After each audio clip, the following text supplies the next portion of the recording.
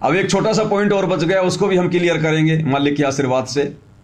शुरू में आपने जो वीडियो सुना था उसमें गुरुदेव ने क्या बताया, एक बार फिर से हम वो वीडियो सुनेंगे जिसमें गुरुदेव भगवान ने क्या बताया कि पुण्यात्माओं, अब इस कलयुग के इस दौर में तुम आसानी से मोक्ष प्राप्त कर सकते हो, क्योंकि परमात्मा स्वयं चलकर सतलोक से आते हैं, एक साधारण से मनुष्य का रूप धारण करके, और कभी अपने पुत्र का रूप धारण करके, जोगजीत का, अचिंत का, सहजदास का, ज्ञानी का। ये नहीं कहा कि कभी वो अपने पुत्रों को भेजता है, अपने पुत्रों का रूप बनाकर। तो ये जो शब्द गुरुदेव कह रहे हैं ना कि अपने पुत्रों का रूप बनाकर, इस शब्द को ध्यान से सुनना कि गुरुदेव अपने उन पुत्रों को क्यों नहीं भेजते। भाई जैसे गुरुदेव कहते हैं अपने आप को छुपाते हुए कि पुण्यात्माओं, इस दास को परमात्मा ने भेज रखा है। कहते हैं ना गुरुजी कि इस दास को परमात्मा ने भेज रखा है। अब कहां से भेजा है? सतलोक से तो भेजेंगे। लेकिन यहां गुरुदेव ने यह कहकर रिजेक्ट कर दिया कि कभी वो परमात्मा अपने तीनों पुत्रों का रूप बना के आता है। अब सतलोक में 16 पुत्र हैं उनके, तो 16 में से परमात्मा ने कभी किसी को भेजा? और सतलोक में सबसे अच्छी आत्मा होगी तो कौन होगी? उनके 16 पुत्र ही होंगे, जिनको सबसे पहले परमात्मा ने अपने 16 वचनों से उनको उत्पन्न किया। भाई सबसे मेन टॉप तो वही होंगे ना बाकी आत्माओं की तुलना में, सबसे ज्यादा ताकतवर, शक्तिशाली, पूरा वहां का मैनेजमेंट संभालने वाले। गुरुदेव उनको भी नहीं भेजते। और क्यों नहीं भेजते, उसके पीछे कारण है। वो कारण आपको अगले वीडियो में सुनाएंगे, उससे पहले ये वाला वीडियो फिर से सुन लीजिएगा। और इसमें इस पॉइंट पे ध्यान रखना जहां गुरुदेव कहेंगे कि वो परमात्मा एक साधारण से मनुष्य का रूप धारण करके आता है, प्रकट होता है, और कभी अपने पुत्रों का रूप बनाकर आता है। उसको ध्यान से सुनना। दास ने तो इस शब्द बोला है कि 3 लोक और भवन चतुर्दश कोई नहीं सत्संगी, ये बहुत महत्व रखता है। पुण्यात्माओं, यदि इस ब्रह्मांड में, इन 21 ब्रह्मांडों में यदि यथार्थ ज्ञान होता तो परमेश्वर को यहां नहीं आना पड़ता। उस सर्वशक्तिमान सतलोक के वासी कबीर देव को, कबीर प्रभु को इस लोक में आने की आवश्यकता नहीं पड़ती। उस परमेश्वर को इसलिए आना पड़ता है कि इस काल के दूतों ने काल प्रेरणा से ज्ञान का अज्ञान बना रखा होता है।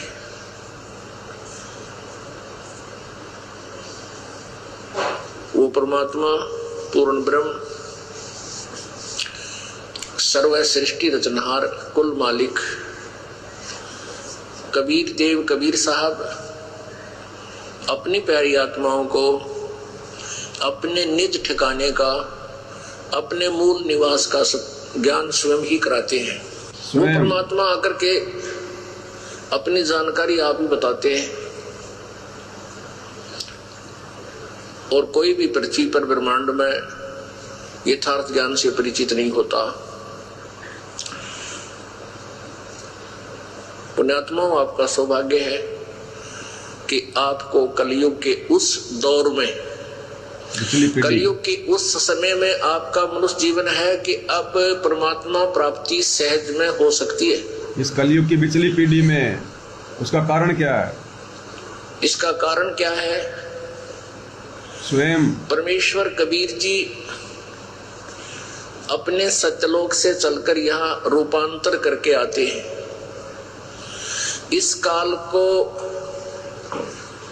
धोखा देते हैं। वो पहचान नहीं सकता कि ये पूर्ण परमात्मा है। यहाँ एक साधारण से मनुष्य का रूप धारण करके वो परमात्मा यहाँ प्रकट होते हैं। कभी अपने पुत्र सहजदास का, कभी जोगजीत का, कभी ज्ञानी का रूप बनाकर वो रह कर अपने बच्चों को संभालने के लिए इस काल के लोक में आते हैं। तो क्या कहा गुरुदेव ने कि कभी अपने पुत्र ज्ञानी का, जोगजीत का और सहजदास का रूप बनाकर वो परमात्मा स्वयं ही अपनी आत्माओं को संभालने के लिए आते हैं। अब परमेश्वर अपने 16 पुत्रों में से किसी पुत्र को क्यों नहीं भेजते? अब इसका सबसे बड़ा कारण क्या है? इसका कारण भी गुरुदेव ने सत्संग में बताया और सृष्टि रचना के माध्यम से बताया। और बार बार गुरुदेव हमें यही तो समझाते हैं कि पुण्यात्माओं, जिसने सृष्टि रचना को समझ लिया, जिसने सृष्टि रचना को ध्यान से सुन लिया और समझ लिया, वही सारे सदग्रंथों को समझ सकता है, अध्यात्म को समझ सकता है। क्योंकि सृष्टि रचना मूल है अध्यात्म का मूल। इसलिए गुरुदेव ज्यादातर सत्संग शुरू करने से पहले सबसे पहले सृष्टि रचना का थोड़ा बहुत वर्णन जरूर करते हैं। अब सृष्टि रचना में गुरुदेव ने क्या बताया हमें? सबसे बड़ा पुत्र कौन है परमात्मा का? अचिंत्य। सबसे बड़ा कौन? अचिंत्य। 16 पुत्रों में से। और परमेश्वर ने सृष्टि रचना की शुरुआत में जिम्मेदारी किसको दी? अचिंत्य को, अपने सबसे बड़े पुत्र को। क्या वो जिम्मेदारी निभाने में सफल हो पाया? नहीं हो पाया। उसने अक्षर पुरुष को उत्पन्न कर दिया। अक्षर पुरुष मानसरोवर में जाके सो गया। उसके बाद परमात्मा ने क्या कहा? यहीं से समझ में आएगा कि सतलोक से क्यों परमात्मा किसी आत्मा को काललोक में किसी का मोक्ष करवाने के लिए नहीं भेजता। ध्यान से सुनिएगा। आकाशवाणी की परमेश्वर ने कि तुम अक्षर पुरुष, तुम निंद्रा में थे, तुझे जगाने के लिए सब ये क्रिया करनी पड़ी, तुम दोनों बाहर आओ। क्योंकि जब परमात्मा ने अचिंत को जिम्मेदारी दी, अचिंत ने अक्षर पुरुष बनाया, वो मानसरोवर में जाके सो गया। परमात्मा कह रहे थे भैया सृष्टि रचना क्यों नहीं रच रहे, सृष्टि की रचना क्यों नहीं हो रही। उसने कहा कि भगवान मैं क्या करूं, अक्षर पुरुष तो मानसरोवर में जाके सो गया, मेरे से तो उठाया नहीं जा रहा। यानी अक्षर पुरुष ने एडी से लेकर चोटी तक का जोर लगा लिया। अपने ही द्वारा उत्पन्न किए गए शब्द शक्ति से अपने ही उस पुत्र को, और मानसरोवर में जो गहरा अंदर जाके सो गया था उस तालाब में, उसको भी नींद से नहीं उठा पाया। उसमें इतना सामर्थ्य भी नहीं है कि एक आत्मा को जो नींद में सो रही थी, अरे वो तो आनंद से सो रहा था, आनंद से, वहां आनंद आता ना, इसलिए सो गया। वहां कोई युग बीत गए, वहां समय नहीं होता, वहां युग नहीं है।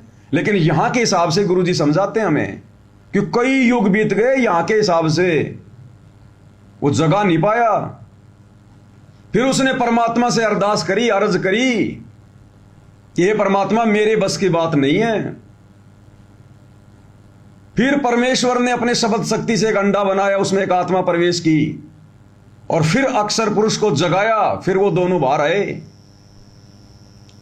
तो भाई और बहनों विचार करो, इसलिए परमात्मा अपने पुत्रों को नहीं भेजता, सतलोक से किसी को नहीं भेजता, स्वयं आता है।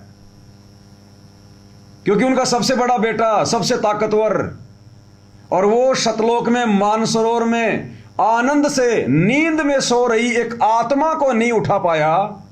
वो इस काल लोक में आकर अज्ञानता की नींद में सो रहे युगों युगों से आप और भगत भाई बहनों को कैसे जगा के सतलोक ले जा सकता है? जो सतलोक में किसी आत्मा को नहीं जगा पा रहा, वो काल लोक में आके हम मूर्ख आत्माओं को जगा लेगा, जहां भगवान को भी इतना दुख सहन करना पड़ रहा है, जहां कबीर भगवान भी आकर इतना संघर्ष करते हैं। क्या वो कर लेंगे? वो परमात्मा की आत्माएं है तो जीव, वो भी भले ही परमात्मा ने उनको सबसे पहले उत्पन्न किया, भले ही वो भगवान का सबसे बड़ा बेटा है, लेकिन है तो जीव ही, है तो एक आत्मा ही। तो जो अचिंत, जो सबसे बड़ा बेटा है, जब वो सतलोक में आनंद से सो रही एक आत्मा को नहीं जगा पाया, खुद के बेटे को नहीं जगा पाया, इस काल लोक में अज्ञान की नींद में सो रहे कबीर भगवान के बेटों को जगा देगा वो, जहां कबीर भगवान को भी आकर जेल में बैठना पड़ता है। इसलिए भाई और बहनों, सतलोक से परमात्मा किसी को नहीं भेजता। गुरुजी केवल अपने आप को छुपाते हुए कहते हैं कि मैं तो परमात्मा का भेजा हुआ हूं, और गुरुदेव ने स्पष्ट कर दिया कि परमात्मा ही अपने पुत्रों का रूप बना के आता है। तो वर्तमान में गुरुदेव भगवान स्वयं कबीर परमात्मा है, यह सत्संग से ही निर्णय करना पड़ेगा। इसी को कहते हैं चिंतन मनन करना, सत्संगों पर निष्कर्ष निकालना। और ये साध संगति से ही संभव था, क्योंकि गुरुदेव ने तो निकाल के दे रखा सारा निष्कर्ष, वो तो हमने ध्यान दिया ही नहीं, वो तो हम समझ ही नहीं पाए। गुरुदेव के सत्संग बड़े गूढ़ होते हैं, बड़े तत्व ज्ञान युक्त होते हैं, इसलिए परमात्मा ने उनको और अच्छे से सरल तरीके से आप और हमारे जहन में डालने के लिए ये सात संगतियों की व्यवस्था की। और आज इन्हीं सात संगतियों के माध्यम से आज आप और हम इतने दृढ़ हो पाए हैं, जो हृदय से गुरु को परमात्मा मान लिया। तो जब अक्षर पुरुष ने हाथ खड़े कर लिए, तब परमात्मा ने फिर स्वयं उसको जगाया और फिर क्या बोले कि अचिंत, आगे से ऐसी गलती मत करना कभी। क्या कहा गुरुदेव ने कि यह झटका इसलिए दिया था ताकि आगे फिर कभी उस परमात्मा के किसी भी कार्य में उनके 16 पुत्र बीच में टांग ना अड़ाएं कि तुम्हारे बस का कुछ नहीं है, तुम जीव हो, और जो काम पीव कर सकता वो जीव नहीं कर सकता। समर्थ का काम उसी को साजे, और करे तो मूर्ख बाजे। आगे परमेश्वर ने सारी रचना को रचना था, ये काल भी बनना था, 21 ब्रह्मांड भी बनने थे, आप और हम जीव भी नीचे आने थे, फिर हमको वापस मुक्ति भी परमेश्वर ने देनी थी, सतलोक लेके आना था। तो परमेश्वर ने सारा खेल इसलिए खेला जीव को उसकी औकात याद दिलाने के लिए कि एक पीव, एक परमेश्वर, एक कबीर के अलावा दूसरा सृष्टि में कोई समर्थ नहीं है। और आगे चलकर जब मैं नीचे जाऊंगा अपने बच्चों को लेने के लिए काल लोक में, तो तुम कहीं टांग मत अड़ा देना कि पिताजी ये काम तो हम भी कर सकते हैं। कौन सी बड़ी बात है ज्योति निरंजन के लोक में जाके आत्माओं को सतलोक में लेके आना, ये काम तो हम भी कर सकते हैं। तो मालिक को पता था कि फिर ये निकम्मे आ तो जाते, लेकिन फिर यहां काल के होके रह जाते। आए तो हम भी सतलोक से इसीलिए थे कि सार शब्द तो है हमारे पास में, भक्ति तो है ही, अगर वहां मन नहीं लगेगा तो वापस सतलोक आ जाएंगे। सोच के तो हम भी यही गए थे। अरे कोई आदमी अगर अपने परिवार से अगर कहीं दूर जाता है, चाहे वो किसी काम से जाओ, चाहे वो कमाने के लिए जाओ, वो ये थोड़ी सोचता कि मैं वापस नहीं आऊंगा मैं घर पे। वो क्या सोचेगा, चलो ठीक है कोई दिक्कत नहीं, ठेकेदार जी के साथ में काम पे चलते हैं, अगर वहां काम सेट नहीं हुआ, मन नहीं लगा, तो घर पे वापस आ जाएंगे। तो आप और हम आत्माएं जितने भी हाथ खड़े किए थे काललोक में आने के लिए, हमने ये थोड़ी सोचा था कि हम वापस नहीं आ पाएंगे।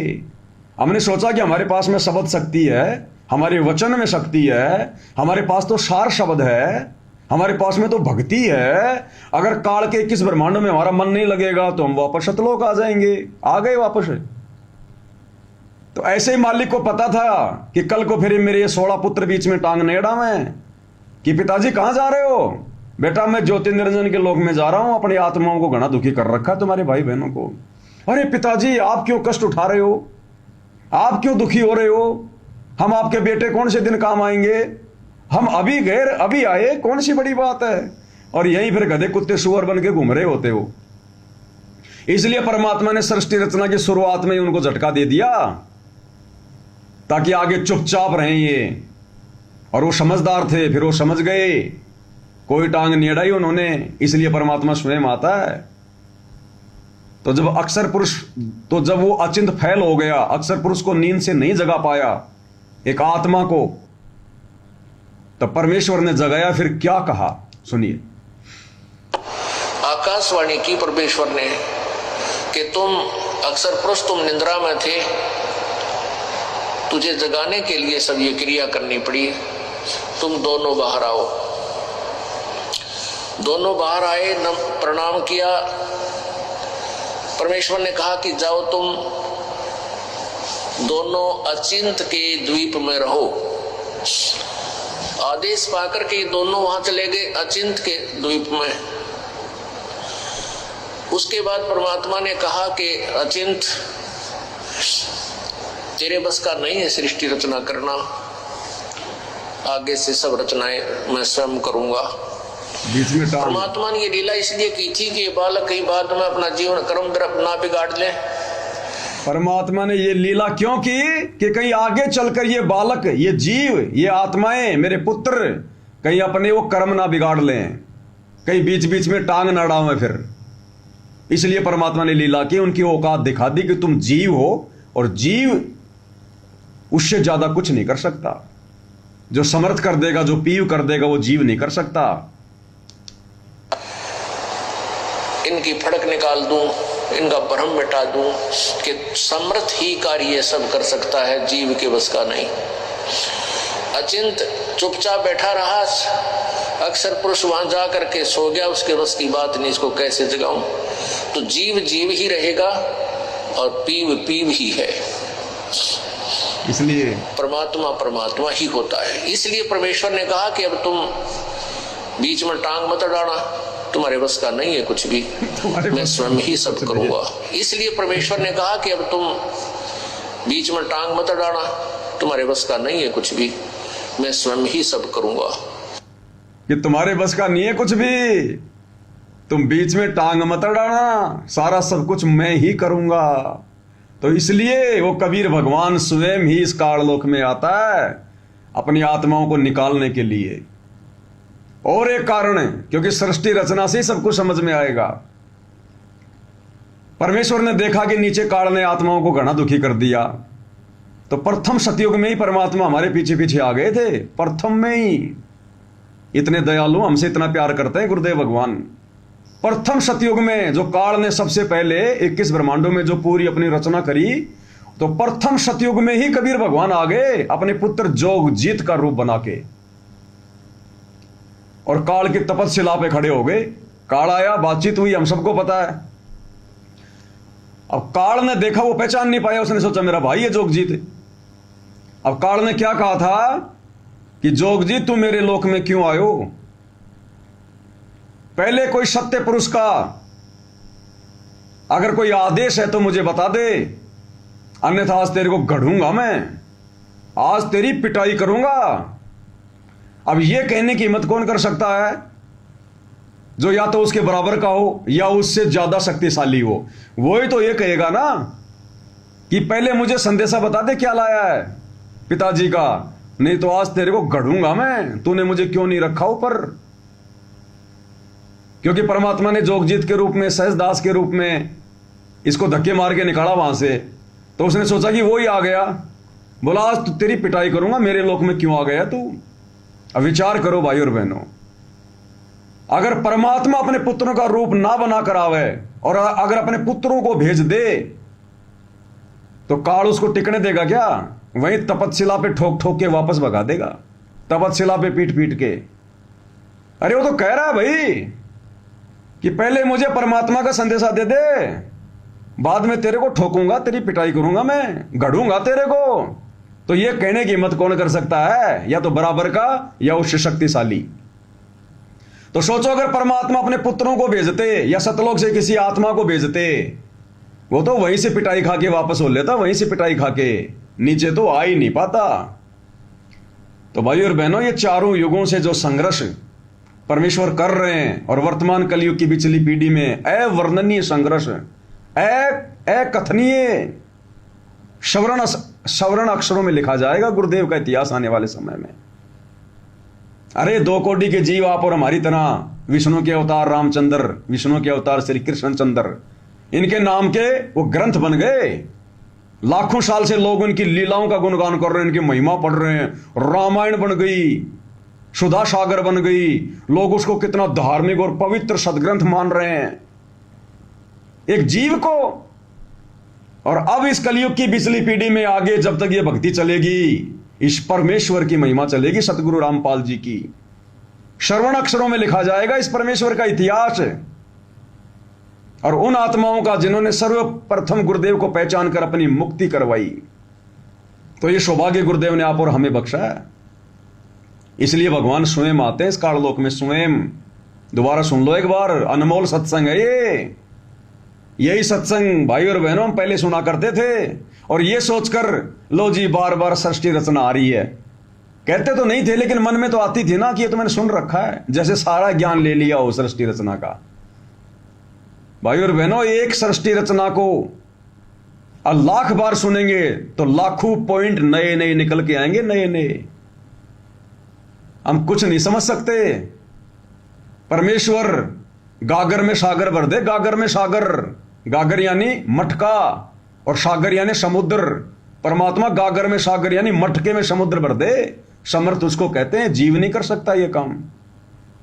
तो क्या कह रहे हैं गुरुदेव भगवान अक्षर पुरुष को कि तुम्हारे बस का कुछ नहीं है, आगे टांग मत अड़ाना फिर कभी।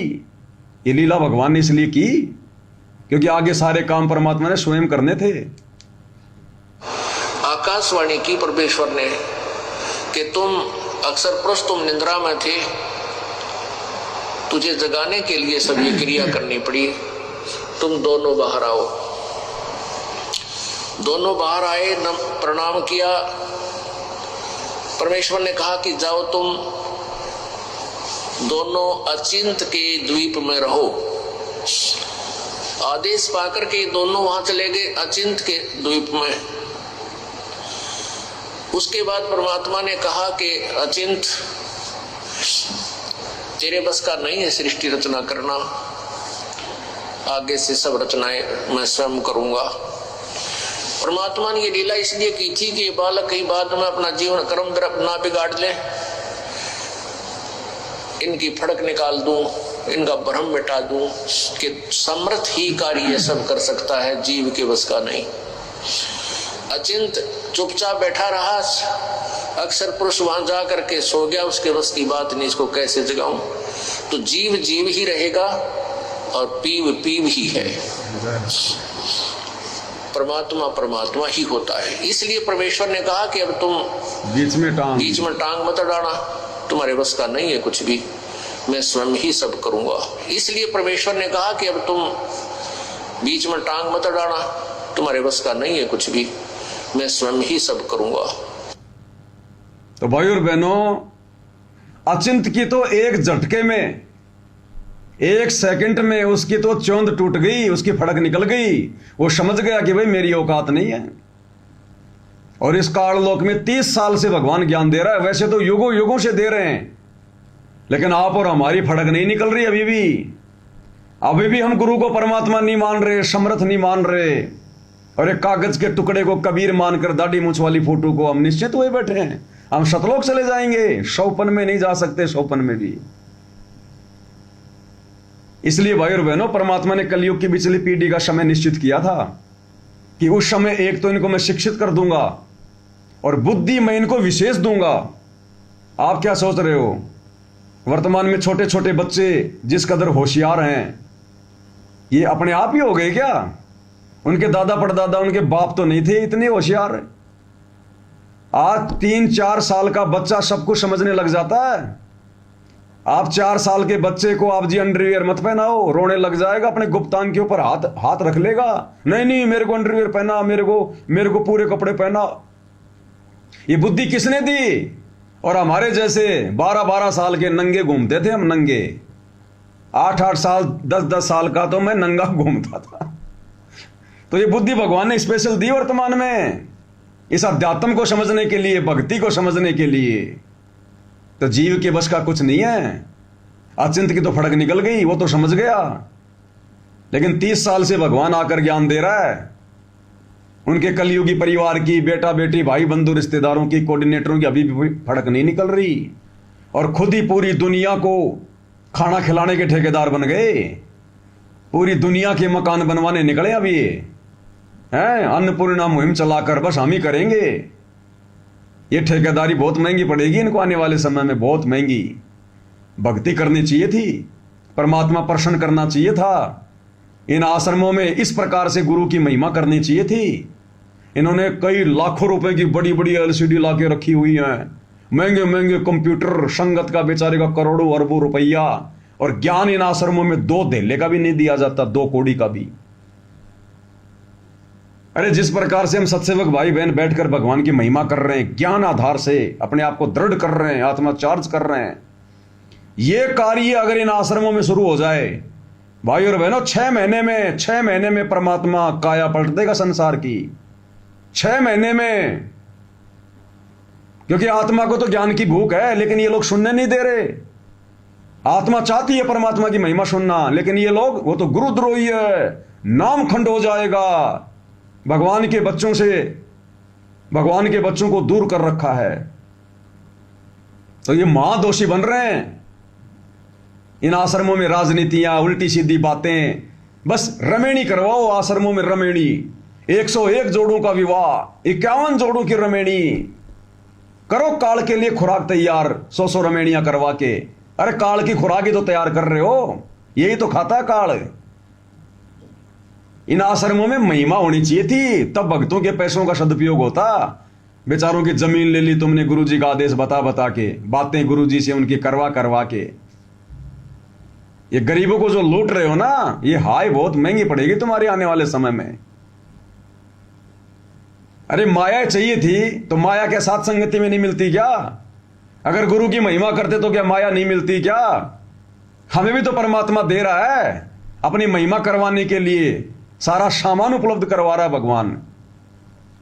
हमें भी तो दे रहा है, जबकि तुम लोगों ने हमें तो हर प्रकार से नीचे गिरा दिया। गुरुद्रोही, गुरुजी से कहलवा दिया, गुरुजी से मुकदमा लगवा दिया, दुनिया भर की झूठ फैला दी। फिर भी भगवान देखो अपनी महिमा करवा रहा है, सारा सामान परमात्मा दिलवा रहा है।